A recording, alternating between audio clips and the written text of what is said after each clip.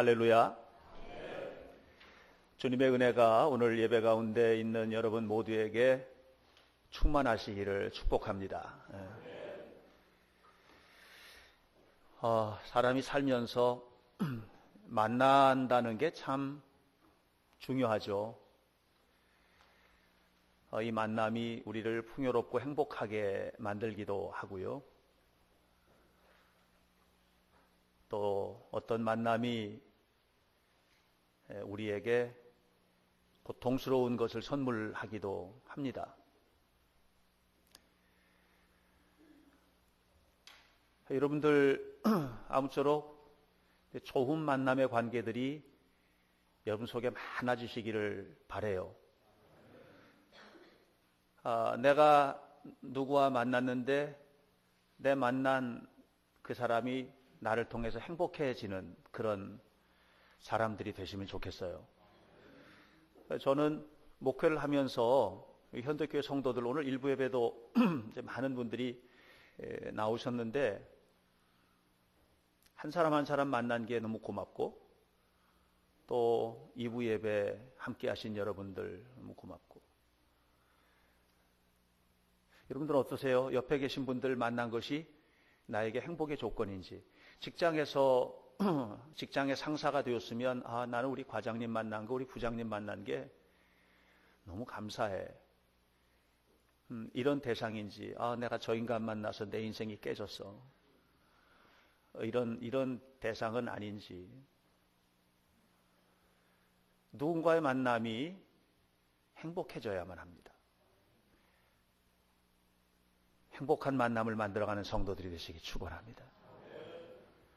나는 내 부모님, 내 아빠 만나고 내 엄마 만난 게 세상에서 가장 큰 축복이야. 이런 부모가 돼야 돼요. 나 아무개네 아빠가 우리 아빠였으면 얼마나 좋을까. 이렇게 되면 안 된단 말이에요. 오늘 성경에는 예수님을 만나서 행복하게 된 한 여인에 대한 이야기가 기록되어 있습니다. 예수님을 만난 사람들이 다 행복해졌죠. 진실로 예수님을 만났다면 그 삶에는 은혜가 넘쳐나게 되죠. 이 여인이 그런 여인이에요. 그런데 이 여인이 가지고 있는 조건은 전혀 행복하지 않은 조건의 사람이었어요. 몇 가지 이유에서. 그런데 우선 첫 번째는 이 여자는 삶 자체가 불행했어요. 오늘 성경을 가만히 살펴보면 이 여자는 어떤 여자냐 하면, 남들 다 시에스타라는 낮잠, 이 중동 지방에 가면 낮잠 시간이 있거든요. 이 낮잠 시간이 되면은 가게 문도 안 열어요. 다 낮잠을 즐기고 있는 시간에 다른 사람들의 눈을 피해서 우물에 물을 길러 온 여자예요. 왜냐하면 그 삶이 부끄러움이 있기 때문에 그래요. 예수님은 이 여인에게 네 남편을 좀 데려오라고 얘기를 하셨어요? 없다고 그래요. 그때 예수님께서 말씀하시죠. 그래, 너가 5명이나 갈아쳤고 지금 있는 남편도 네 남편이라 말할 수 없으니 남편이 어디 있겠느냐. 이 여자는 부끄러운 그리고 불행한 여자였어요. 이 여인은 또 어떤 여인이냐 하면 사마리아 사람이에요. 유대인들에게서 사마리아 사람이라는 것은 치욕스러움의 대명사예요. 사마리아 사람이 됐다라고 하는 것은 민족적으로 유대 민족 안에서도 변두리라는 말은 사람 취급 못 받는 그런 사람이에요. 역사적으로 이 이스라엘이 남쪽과 북쪽으로 이렇게 갈라져 있었을 때가 있었거든요. 이 사마리아는 북쪽 이스라엘의 수도입니다. 근데 이 북쪽 이스라엘이 고대 강력한 제국이었던 아시리아에게 기원전 722년에 멸망을 당합니다. 근데 이 아시리아는요, 어떤 정책을 썼냐면 자기가 점령했던 점령 지역의 정체성이라고 하는 것은 우리는 이런 민족이야 라고 하는 자부심인데, 이 정체성을 흐트러 놓기 위해서 혼혈 정책을 썼어요. 그래서 피를 섞어버렸어요. 유대인들에게 피가 섞였다는 말은 이게 순수 혈통의 유대인이 아니게 됐다는 얘기예요. 그래서 남한국 쪽에 살던 사람들, 그 사람들은 유다 지파와 베냐민 지파 이 두 지파인데 이 사람들에게 있어서 북왕국의 모든 사람들은 상종해서는 안 될 사람이 돼버리고 말았어요. 바로 그런 민족의 사람이에요. 예루살렘에서 갈릴리로 갈 때 중간에 사마리아가 있어요. 유대인들은 그래서 예루살렘에서 갈릴리로 갈 때 요단 동편으로 삥 돌아서 갔어요. 그 정도로 땅도 밟기 싫어하는 그런 지역의 사람이에요. 자, 이 사마리아 사람은 세 번째 불행의 조건을 가지고 있었는데 그것은 뭐냐 하면 여자라는 것이죠. 요즘은 여자라고 하는 것이 특권이에요. 우리 교회 안사무엘 전도사님이 아기를 가졌어요. 어느 날 저한테 목사님 우리 애가 딸이래요. 그러는 거예요. 그래서 축하잔치를 하겠다는 거예요. 아니 아기 가졌을 때 이미 축하했는데 딸이라는 게 무슨 특별한 축하거리가 되나요? 그런데 그거는 목사님은 모른다는 거예요. 아들만 둘인 사람은 절대로 알 수 없는 게 있다는 거예요. 그래서 제가 굉장히 불쾌했어요. 왜냐하면 아들만 둘인 사람이 누리는 행복을 너 모르는구나. 이거 얼마나 행복한데. 응? 저 집도 아들만 둘이거든요. 그런데요, 쌤통의 사건이 벌어졌어요. 엊그저께 병원을 갔는데 아들이래요. 그래서 제가요, 그 앞에다 대놓고 쌤통이라는 얘기는 못하고, 야, 너 애가 듣는다. 감사하다고 해. 그리고 속으로는 고소한 거예요.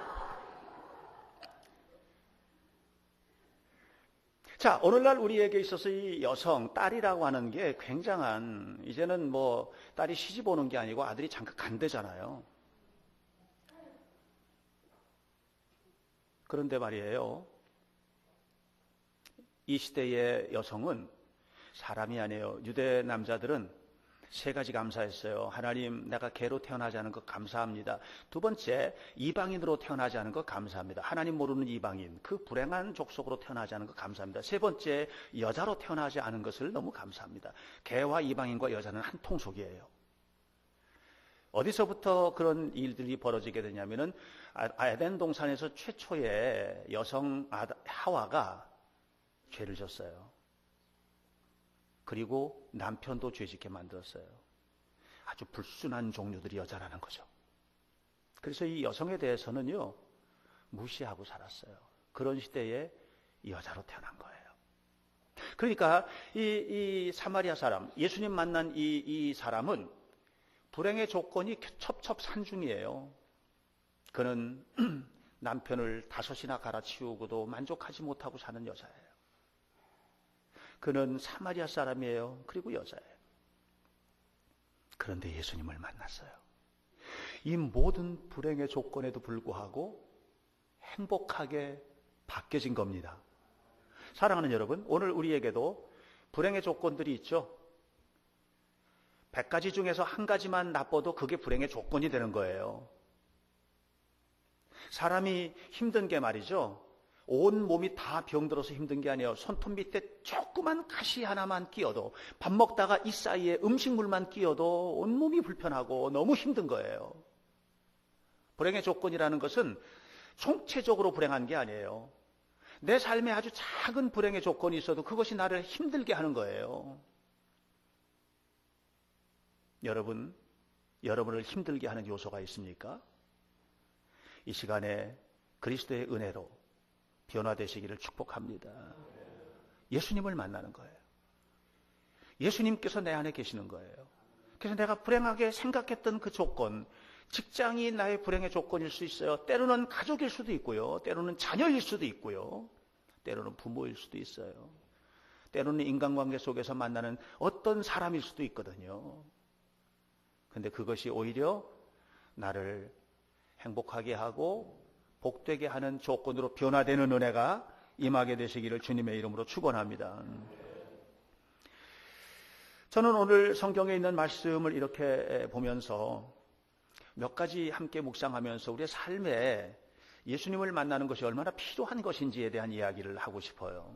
첫 번째 묵상하고 싶은 제목은 이 여인과 예수님과의 만남에서 지금 아주 중요한 것들을 우리가 느끼게 되는데, 그 첫 번째 것은 뭐냐면 말씀과 현실 사이의 갈등이에요. 자, 예수님을 만난 여자가, 사마리아 여자가 물었어요. 9절에서 보면 당신은 유대 사람인데, 그것도 남자인데 나에게 물을 달라고 하십니까? 물 기르러 온 거예요, 대낮에. 그런데 예수님이 그 야곱의 우물가에서 여자를 만난 거예요. 물 좀 달라고 했단 말이에요. 그러니까 여자가 말하는 거예요. 당신은 유대 사람이고 남자인데 나 같은 사람에게 물 달라고 하십니까? 이렇게 물었어요. 사마리아 여자에게 예수님은 어떤 사람일까요? 상관없는 사람인 거예요. 민족적으로도 상관이 없고 한 번도 본 적도 없고 낯선 사람인 거예요. 세상 사람들이 교회를 생각할 때 똑같은 태도를 가져요. 여러분, 우리 민족이 말이죠, 5,000년 역사 속에서 얼마나 깊은 종교적 영성을 가지고 있어요. 고구려 소수림왕 때서부터 불교를 믿었어요. 여러분, 어찌 생각하면 수천 년 동안 믿어온 종교가 있는 거예요. 이것은 우리 종교죠. 근데 왜 하필이면 코쟁이들이 믿는 예수를 믿어야 되냐는 거죠. 이것이 교회 밖에 있는 사람들의 태도죠. 교회 밖에 있는 사람들은 교회 나와야 될 이유가 별로 없는 거예요. 왜? 낯선 사람인 거예요. 왜 믿어야 되는지, 왜 교회를 가야 되는지, 교회 가서 예배를 드린다고 하는 것이 내 삶에 도대체 무슨 이득이 있는 것인지, 어떤 도움이 되는 것인지, 이런 것에 대해서 전혀 생각이 없는 것입니다. 그런데 예수님은 이런 여자의 태도에 아랑곳하지 않고 말씀하셨어요. 뭐라고 그랬냐면 이렇게 10절에서 네가 만일 하나님의 선물과 또 네게 물을 좀 달라고 하는 이가 누군 줄 알았더라면 네가 생수를 구했을 거다. 그리고 그는 너에게 생수를 주었을 거다. 나는 너에게 생수를 줄 준비가 되어 있다는 거죠. 여러분, 사막과 같은 이 광야의 땅에서 생수는요, 축복의 근원이에요. 엄청난 축복이에요. 어마어마한 재산이거든요. 생수를 가진다고 하는 것은 축복의 상징이라고 볼 수 있어요. 생수를 주겠다는 거예요. 이 여자가 생각해요. 무슨 생수? 지금 아무것도 없는데 무슨 생수? 여기 지금 우물이 있는데 우물에 두레박, 우물물 길어 올릴 두레박도 없는데 당신이 나한테 무슨 수로 생수를 줘? 현실이죠. 예수님 뭐 주겠다는 거예요? 생수를 주겠다는 거예요. 현실은요, 줄 수 있는 조건이 아무것도 없는 거예요. 이 둘 사이에 갈등이 있어요. 사랑하는 여러분, 우리가 신앙생활하면서도 이 갈등이 있어요. 주님의 약속과 내 삶의 현장 사이의 갈등이에요. 그런 갈등들을 우리가 겪는 거예요. 자, 보세요. 눈에 보이는 현실은 너무 고통스러운데 주님은 다 주겠다는 거예요. 나는 지금 주님께서는 너희를 다 치료해 주겠다는 거예요. 치유하는 광선을 받아서 다 치료해 주겠다는 거예요. 그런데 나는 암이 깊어만 가요. 그럼 무슨 수로 나를 치료할 건가? 주님은 우리에게 나를 믿으면 풍요로운 축복을 주겠다는 거예요. 근데 나는 너무 힘들고 경제적으로 어렵고 힘들어요. 예수님께서 약속하신 그 약속과 내가 삶 속에서 경험하는 현장 사이에 너무 힘든 거예요. 이 갭이, 이 차이가 줄어들질 않는 거죠. 무슨 수로 줄 거냐? 도대체 뭘 해주겠다는 것인가? 신앙생활을 한다는 게 나에게 어떤 유익이 되는 것인지, 예수님을 믿는다는 것이 나에게 어떤 도움이 되는 것인지, 예수님을 믿었을 때 내 삶에 도대체 뭘 주겠다는 것인지 말이죠. 예수님은 엄청난 축복을 주신다고 했는데 내 삶 속에 지금 이루어지고 있는 것은 아무것도 없는 것이에요. 이것이 우리의 삶의 현장이죠. 그래서 사람들은 말합니다. 그냥 신앙은 신앙이고 현실은 현실이고. 교회 가서 예배하는 것은 그냥 예배하는 것이고 세상에 나가서는 또 내 삶의 방식대로 사는 것이고, 이게 안 만나는 거예요. 못 만나는 거예요. 그래서 교회 왜 나오느냐 하면 그냥 위로받으러 나오는 거예요. 우리가 주님을 만나서 삶이 개혁되고 삶이 변화되고 역사가 나타나고 할렐루야. 근데 그게 아니고 그냥 위로받으러 나오는 거예요. 그 위로를 받으면 은혜를 받은 거라 생각하고 위로를 못 받으면 은혜를 못 받은 걸로 생각을 하는 거죠. 여러분 위로받으러 나오지 마세요. 주님을 만나서 삶이 변화되기 위해서 예배하시고 신앙생활 하시기를 축복합니다. 위로받는 건 뭐 교회만 나와서 위로받아요. 친구들 만나서도 위로받는 거예요. 뭐 어디 다른 데 가면 위로받을 길이 없어요? 얼마든지 많아요. 저 심리학이나 정신분석학자들, 정신병 의사들 만나도 위로해줘요. 우리가 교회 나오는 목적은 위로가 아니에요. 위로는 필요해요. 당연히 필요해요. 말씀을 통해서 위로받는 일은 너무나 중요해요. 그래서 주님께서, 하나님께서 예언자들에게 말씀했어요. 내 백성을 위로하라, 내 백성을 위로하라, 내 백성을 위로하라. 위로받아야죠. 그러니까 그걸 넘어서야 돼요. 그래서 넘어서서 힘있게 하나님 앞에 서서 삶을 변화시키는 주님을 경험하는 성도가 되시기를 축원합니다. 말씀을 통해서 위로를 받지만 세상에 나가서는 내가 내 힘을 가지고 살지 않으면 하나님이 내 삶의 현장에 무슨 도움을 줄 거냐. 여기에는 축복이 없다. 여러분, 말씀과 내 삶의 현장은 떨어져 있는 게 아니에요. 우리 주님의 말씀이 여러분의 삶을 변화시키는 충격적인 근거가 되시기를 주님의 이름으로 축원합니다. 그것을 위해서 어떻게 하셨어요? 우리 삶의 현장에 오신 거예요. 이것이 오늘 두 번째 묵상이에요. 우리 삶의 현장에 주님이 오셨어요. 자, 보세요. 말씀을 믿지 않는 여자에게 예수님 말씀하시는 거예요. 뭐라고 그래요? 13절 14절에서 이 물을 먹는 자마다 다시 목마르게 될 것이다. 그러나 내가 주는 물을 먹는 자는 영원히 목마르지 않게 될 거야. 왜냐하면 그 속에서 영원토록 솟아나는 샘물을 갖게 될 테니까. 영원토록 솟아나는 샘물을 어디에 갖게 될 테니까? 이 속에 갖게 될 테니까. 거기 어디에? 내 삶의 현장에 주님이 함께 하신다는 얘기예요. 내 삶의 메마른 현장에 주님이 함께 하셔서 그 메마른 삶의 현장에 윤택함을 주겠다는 거예요. 내 메마른 삶의 현장에 기름기가 넘치고 삶의 축복이 가득한 삶을 허락해 주겠다고 하는 것이죠. 여자가 말합니다. 그런 물 내게 달라고. 그런 물이 있으면 좀 나에게 달라고. 그런 물, 무슨 물이에요? 예수님은 지금 내 삶에 영혼의 변화를 지금 얘기하는 거예요. 내 삶에 내 영혼의 변화가 없으면 안 된다는 것이죠. 그런데 이 여자는요, 여적 뭘 생각해요? 현실적인 것만 생각하고 있어요. 진짜 마실 물, 진짜 우물물, 이걸 이제 생각하고 있는 것이죠. 이 여자는요, 세상에서 살면서 모든 것들을 다 뭘로 생각해요? 물질로만 생각하는 거예요. 여러분 어떻게 생각하세요? 세상은 전부 다 물질로만 구성되어 있는 게 아니에요.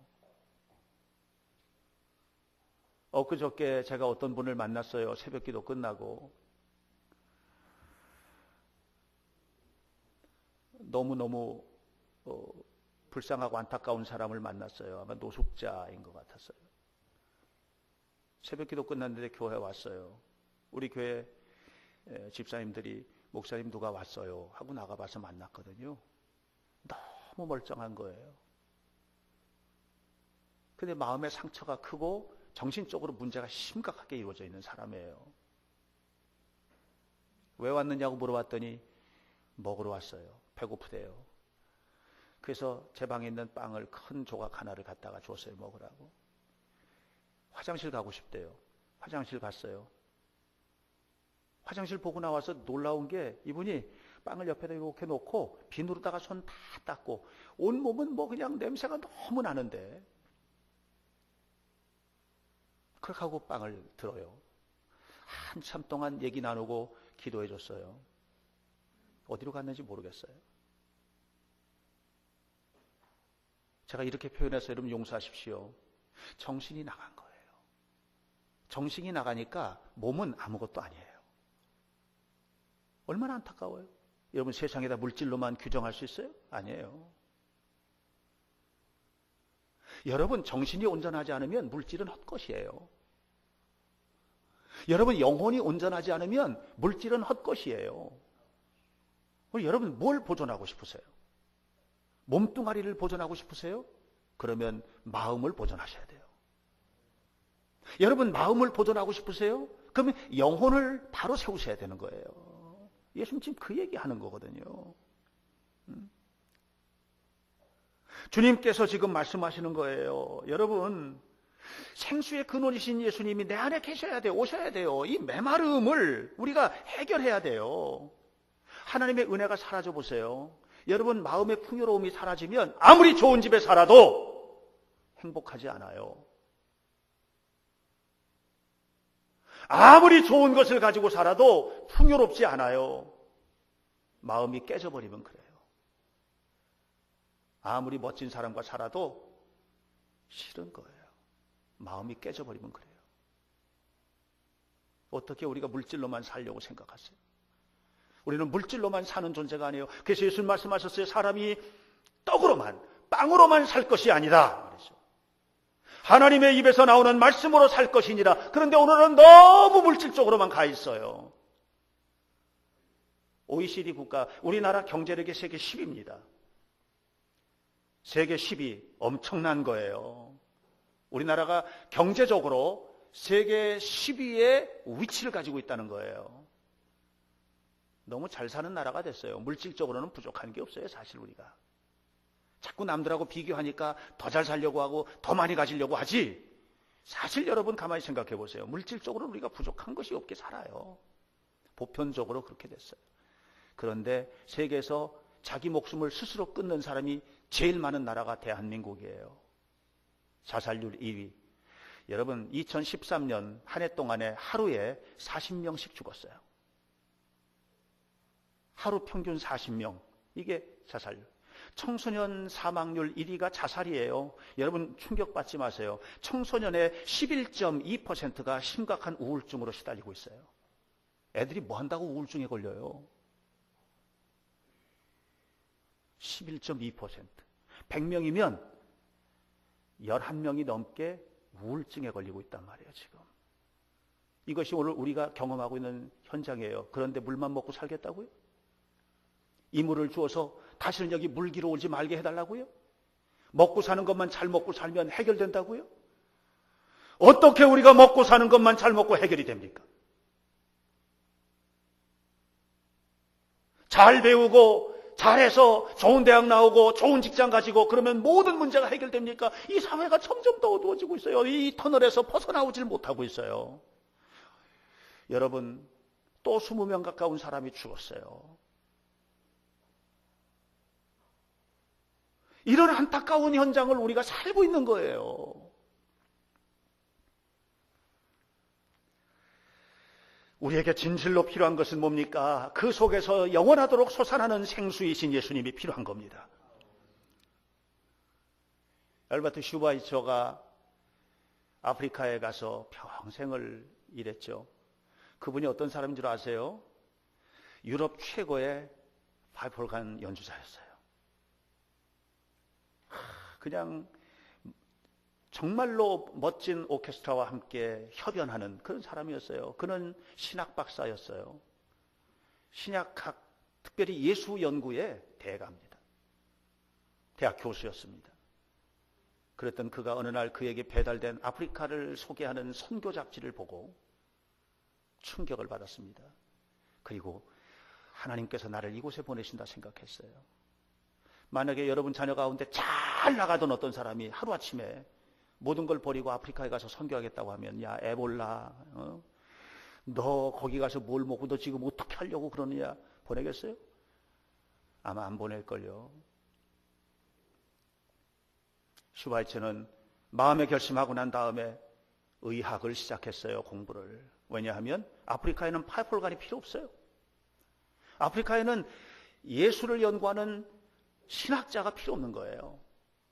거기는 딱 두 가지가 필요해요. 먹을 것과 병 고치는 것.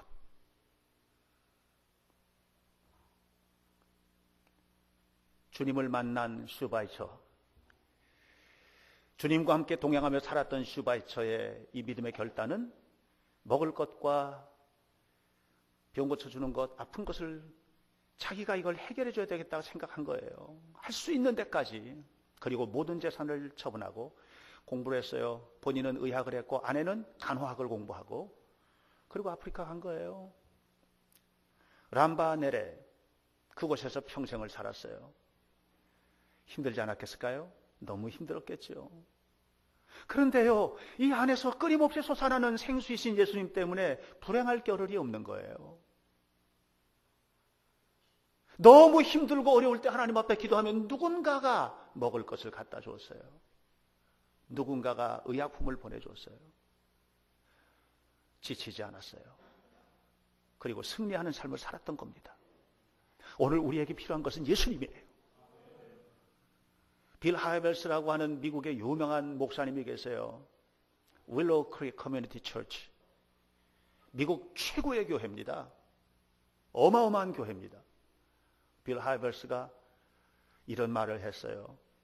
자기가 교회를 개척하고 그리고 승승장구하는데 엄청나게 막 성장을 하고 대단한 교회가 되는데요.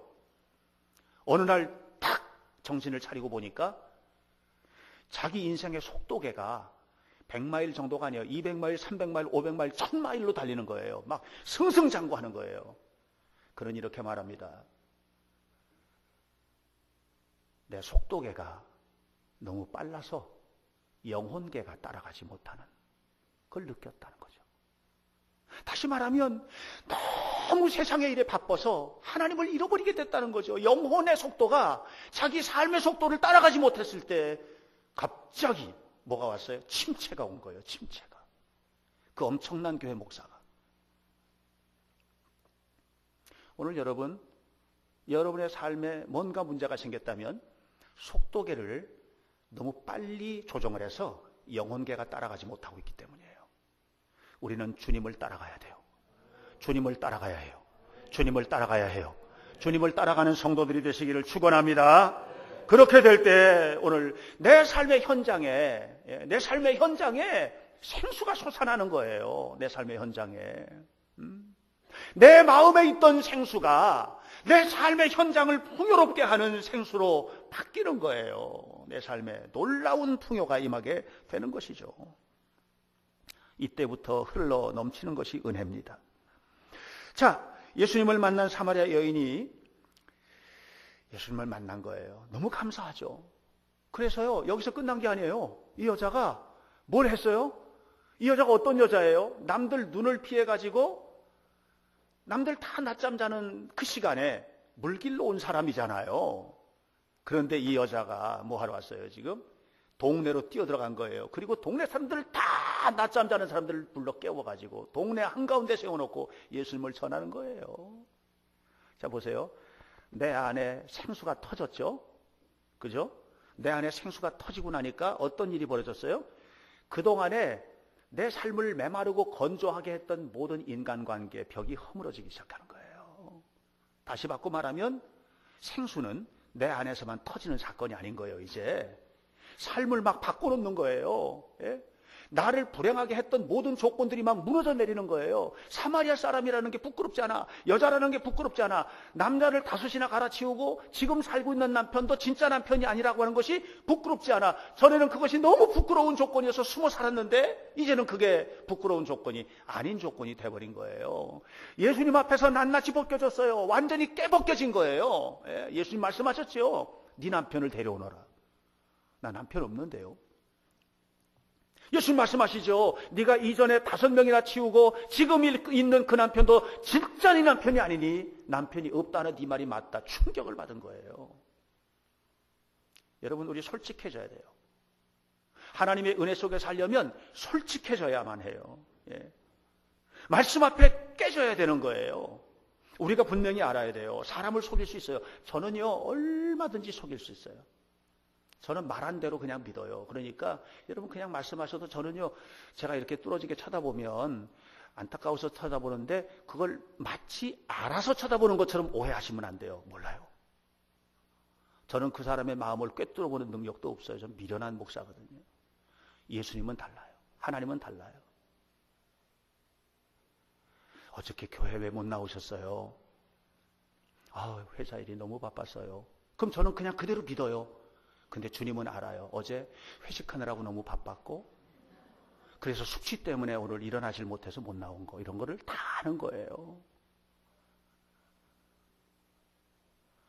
교회 주일날 못 뵀어요. 지금 일이 많았어요. 저는 그냥 그대로 믿는 거예요. 근데 하나님은 알죠. 남편하고 심하게 싸웠고 그 심한 싸운 그것 때문에 오늘 마음이 상해서 교회 안 나온 거를 다 아시는 거죠. 그런 거예요. 다시 말하면 하나님 앞에 우리가 감출 생각을 하면 안 돼요. 다 드러내야 돼요. 그러면 우리 주님이 치유해 주세요. 이 치유를 경험하게 되시기를 바랍니다. 여기 앉아있는 우리 관현악단 아이들도 치유가 필요해요. 생각해 보세요. 10명 중에 11명, 100명 중에 11명이 10명 중에 1명이 심각한 우울증에 걸렸다고 하는 게 여러분 충격이 안 오세요? 치유가 필요해요. 하나님을 피해서는 안 돼요. 주님을 피해서는 해결책이 없다고 하는 것이죠. 결국 신앙의 경험이라는 것은 뭐냐? 주님을 만나는 게 신앙의 경험인 거예요. 신앙의 경험이 여러분 속에 가득하게 되길 바랍니다. 거짓말로는 안 됩니다. 여러분, 거짓말하다 들키면 얼굴이 빨개져야 돼요. 거짓말하다 들키면 얼굴이 빨개지는 게 맞아요. 지난 주간에 우리 아이들 만나서 제가 목요일 날 성경 공부하다가 매일 아침마다 모이는 굿모닝 예배 때 제가 물었어요. 엄마 아빠한테 거짓말 한 번도 안 해본 친구 하면 손 들어봐. 그랬더니 아무도 손을 못 드는 거예요. 그러면 거짓말 많이 해? 그랬더니 어떤 애가 그랬어요. 내가 누구라고 밝히면 걔가 집에 가서 치도곤이 날 수 있어서 제가 말을 못 하겠습니다만은, 저요 거짓말 맨날 하는데요?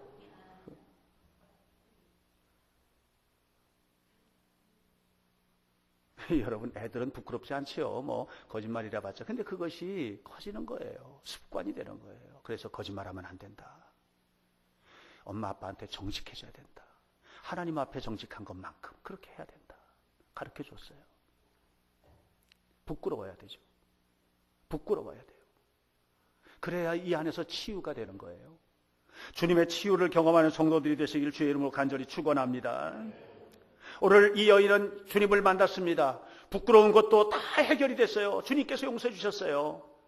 그리고 나니까 이 여자의 마음속에 기쁨이 샘솟아 오르기 시작하고, 그리고 그 전까지 그가 불행하게 생각했던 그런 모든 세상적인 요소들, 다시 말하면 현장의 수준의 것들이 무너지기 시작하는 거예요. 다시 바꿔 말하면 말씀과 현실이 따로 된 게 아니에요. 이제 하나님의 말씀이 내 삶의 현장에 모든 것들을 바꿔놓는 거예요. 그리고 하나님의 축복을 넘치게 허락받게 되는 거예요. 이제는 이 여자가 어떻게 변했겠어요? 이 여인의 이후의 삶이 어땠을 것 같아요? 사랑하는 성도 여러분, 하나님께서 주시는 이 축복을 누리게 되시기를 축원합니다. 사람에게서는 안 됩니다. 그래서 여러분 분명히 아셔야 돼요. 사람에게는 그래, 내가 정말 너에게만 진실로 말할게, 너와만 비밀이야.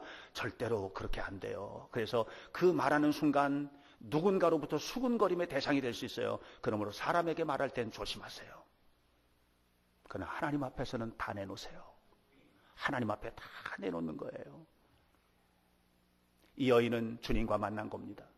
그리고 삶이 완전히 바뀐 겁니다.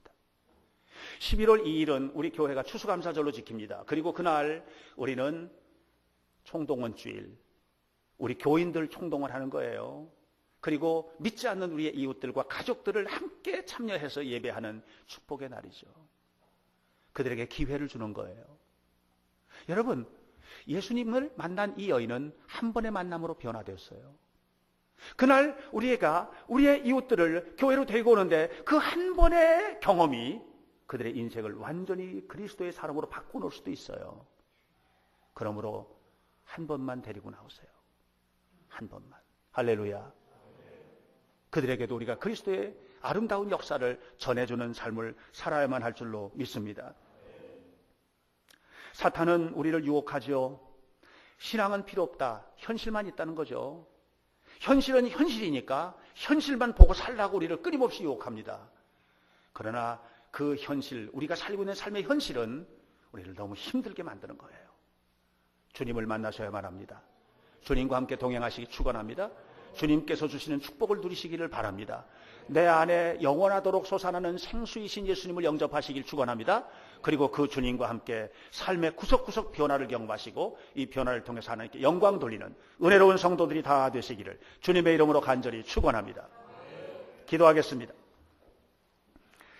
하나님의 은혜를 감사합니다.